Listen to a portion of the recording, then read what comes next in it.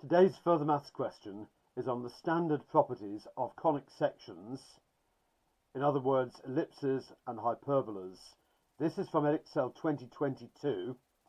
This paper had two questions on conic sections, and this first one is what the examiners describe as a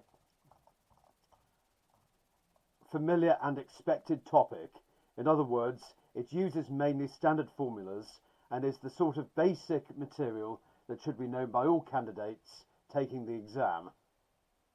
So we're given two equations, one for an ellipse and one for a hyperbola. So the ellipse is x squared over 16 add y squared over 4 equals 1, and the hyperbola is x squared divided by a squared minus y squared over b squared equals 1. The eccentricities are E1 and E2, and we're being asked to show, given that E1 times E2 equals 1, that a squared equals 3b squared. So recall that the difference between the formulas, the standard formulas, is the ellipse has a plus and the hyperbola has a minus. The ellipse is a closed curve, a stretched circle, and the hyperbola is a curve of two branches with two asymptotes. So referring back to our formula book, we have formulas for eccentricity for the ellipse in column 1 and for the hyperbola in column 3. For the ellipse, the eccentricity is less than 1, and for the hyperbola, the eccentricity is greater than 1.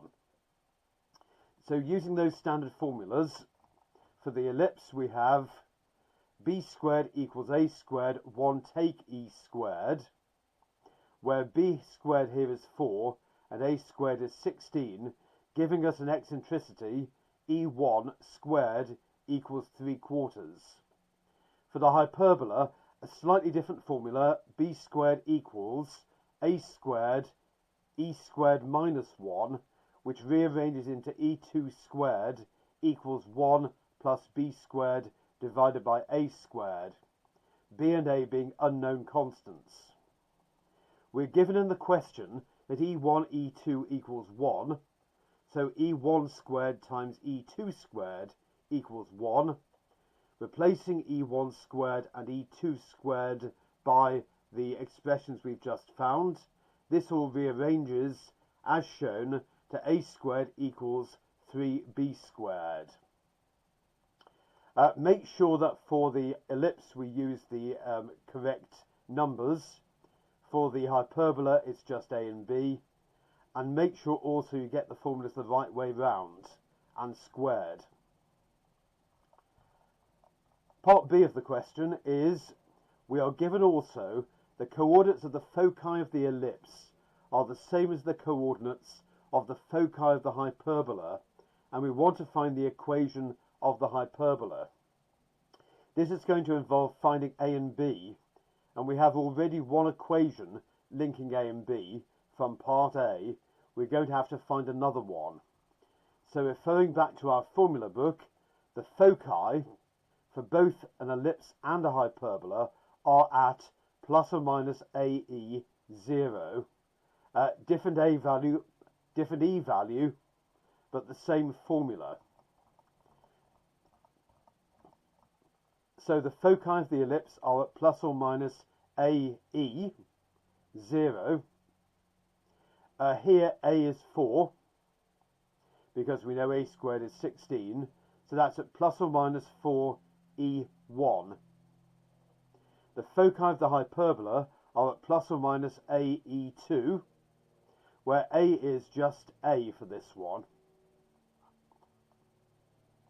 Now we're given that these are at the same point, so 4E1 equals AE2, which squares to 16 E1 squared equals a squared E2 squared.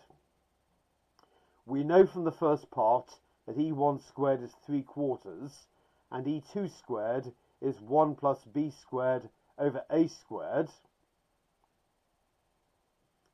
We also know that b squared divided by a squared is 1/3 from part A. So this all rearranges to give us a squared equals 9, and therefore b squared is a third of that, which is 3. So the equation of the hyperbola is x squared divided by 9 subtract y squared divided by 3 equals 1. That's the question finished.